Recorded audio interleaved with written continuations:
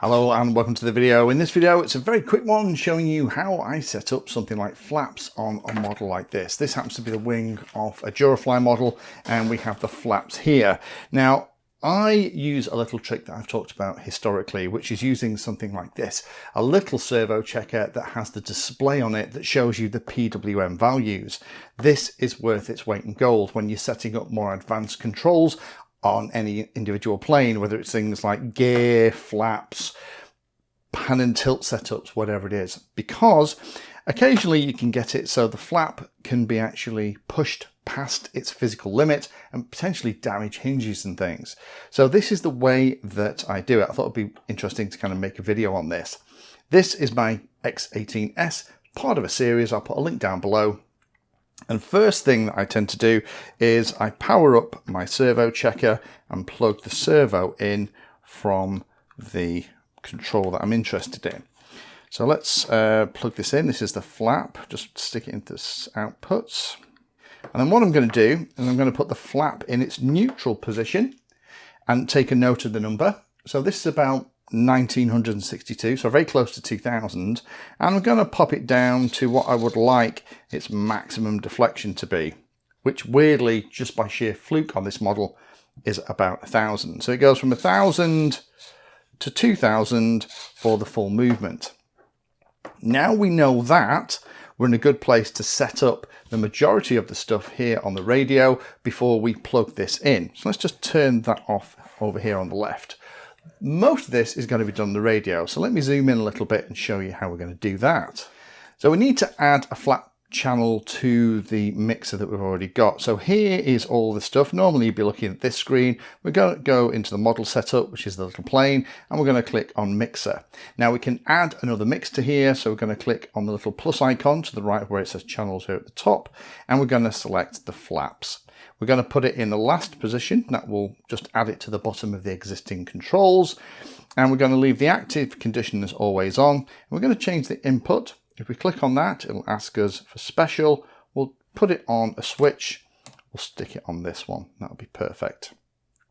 Now, by default, the way the curve is set up is a bit silly in my humble opinion. As I move the switch, it goes from a negative to a positive number. If I actually increase the weight here from 30% up to 100%, then you see it's actually going more or less the way we want it to work. So that could work for us, because at the moment you can actually see the channel value here on the screen. It goes from 1000, middle value of 1500, an outside value of 1985. Now that is pretty close to where we need to be. I would put it in the middle position and we'll just test that and see how good that is. So I have a little receiver here. Let's plug the flaps into channel 5 because that's where it's going to be added on the mixer. And we can see that here it says channel 5. We can also confirm that by looking at the outputs, looking at channel 5, and we can see it all moving, which is good. So let's just plug this in. So here with it all set, it looks really good. And we can actually see on the screen that the back position is 2012. So it's slightly above where it needs to be. The middle position looks fine. And the lower position is 988. So how can we fix that to make sure that it actually travels to the two positions that we found on here? Well, we could do something like try and reduce the weight, but I wouldn't do it that way. The way I would do this is go into the outputs, look at the mixer. Let's just do it the regular way first of all. So at the moment, the switch is backwards, but let's not worry about that for the moment. But what we're going to do is we're going to reduce this. So maybe this flap movement is way too much. So what we're going to do is we're going to change the minimum. We're going to hit enter. And we're going to reduce that. And as we're reducing it, you can actually see the flap changing here. Hopefully you can see that. So I'm going to change it to about, I don't know, about there maybe. Okay. And if we return out of that, then what that now means is the flap movement is an awful lot less than it was. You can see it on the screen up here. Now the cool thing is as we're doing this, you can actually read off the output value up here at the top. So we can see that that says, you probably can't see it there. Let me bring it up to the screen. You might be able to spot it. On the corner there, it says 1240. Okay, so that's the value that it's outputting. So maybe you want it a little bit more. We can increase that a little bit. Say, I don't know, we'll increase it to, what did we say it was? I think it was about 1,000 that we had it before. So there we go, 1072. So that's going to give us our maximum flap. We have the middle position and the top position. Top position, I would tweak that a little bit as well. So we'll return out of there. We'll come down here and we'll change the maximum position.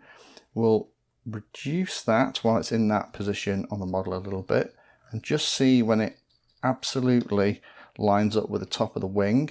I think that's actually better. So 109.1, that's actually driving it at 2058. The middle position will give us middle flaps. So that looks pretty good to me. The center subtrim is something we can use to change the middle flap position. So for example, at the moment, the middle flaps might need to be increased a little bit. So maybe we're gonna change it. So again, we're just watching it on here. It's in the middle position right now. Let's put it where we'd like that to be. Probably about there, looks good to me. So now we have a 3-position switch. We have that way, and that way. Now we're gonna reverse it, because it works the wrong way. But now we have the top of the flap perfectly lined up with the wing.